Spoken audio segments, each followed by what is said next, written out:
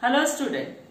Today we learn unit molar mass of solute from vapor pressure lowering. Means calculation of molar mass. Of chapter solution. In the last video, we study about the relative lowering of vapor pressure and it is equal to mole fraction. This equation can be written as delta P divided by P10 equal to X2. This is equation 1. Now X2 is also equal to N2 divided by N1 plus N2. What is its meaning? X2 means mole fraction. Mole fraction of solute or solvent means mole fraction of any component is equal to the number of moles of that component divided by the total number of moles of the solution. So here we are calculating the molar mass of solute, and for solute number 2 is given, for solvent number 1 is given. Therefore X2 equal to N2 divided by N1 plus N2 means number of moles of solute divided by number of moles of solvent plus number of moles of solute. That is the number of moles of solution. Here meaning of N1 and N2 is given. You know very well, for dilute solution N1 means number of moles of solvent is very greater than number of moles of solute. For dilute solution, solute molecules number of moles of solute are very less. Therefore N1 plus N2 is nearly equal to 1. Hence this equation can be written as X2 equal to N2 divided by N1. This is equation 2. Now X2 equal to this and X2 equal to this. Therefore from equation 1 and 2, X2 equal to delta P upon P0 is equal to N2 divided by N1. Now we know that number of moles is equal to weight divided by molecular weight. Therefore N2 equal to W2 divided by M2 and N1 equal to W1 divided by M1, where the meaning of this symbol is given. So X2 equal to delta P upon P10 is equal to, put up the values of N2 and N1, that is W2 divided by M2 divided by W1 divided by M1. Now simplifying this equation, we will get P10 minus P1 divided by P10, that is relative lowering of vapor pressure. This is the relative lowering of vapor pressure is equal to, after simplification we will get W2 into M1 divided by W1 into M2. Remember, always W2 remains in the upper portion of this divided by line, where all terms are given. P10 vapor pressure of pure solvent, P1 vapor pressure of solution, W2 W1 weight of solute and solvent respectively, M1 and M2 again, 1 for solvent, 2 for solute molecular weight. Then delta P is the lowering of vapor pressure.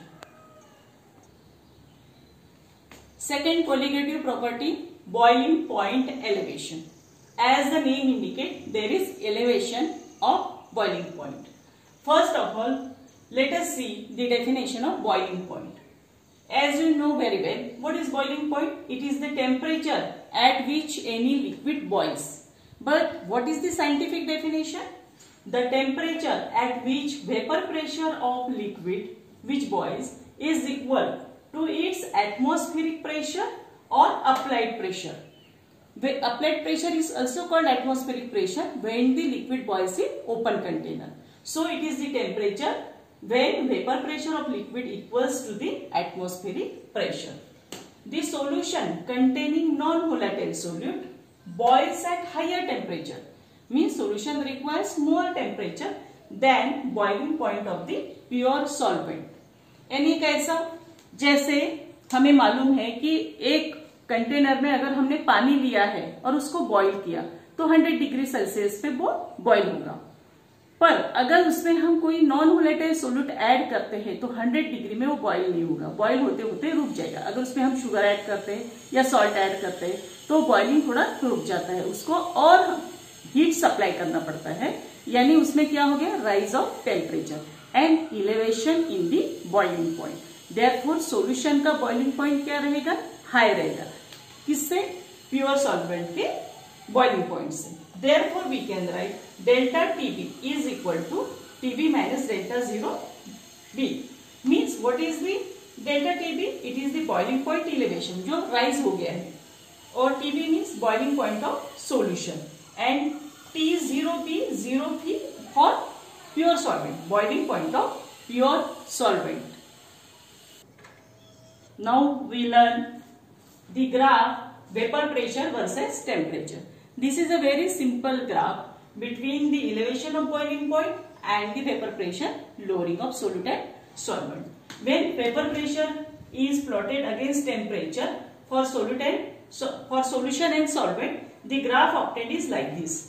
The solvent having always higher vapor pressure. You know very well because all molecules contribute to the vapor pressure, means the vapors.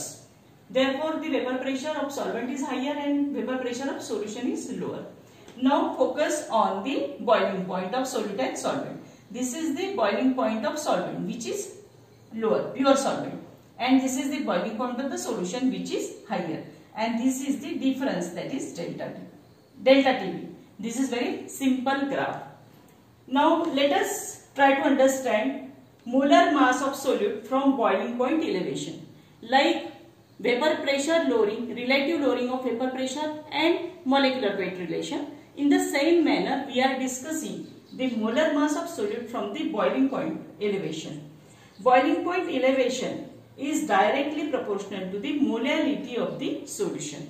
You know the molality which you learned in the 11th standard, and we will discuss about the formula in the next derivation. So boiling point elevation means delta Tb proportionate to small m. Therefore delta Tb equal to Kb into m. This is equation 1.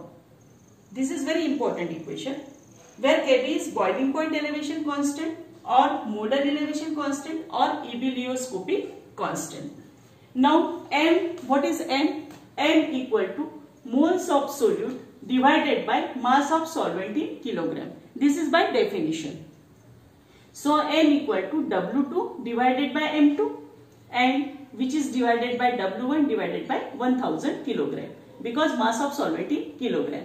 Therefore m equal to 1000 W2 divided by W1 into M2, and this kilogram is per kilogram, means mole per kilogram.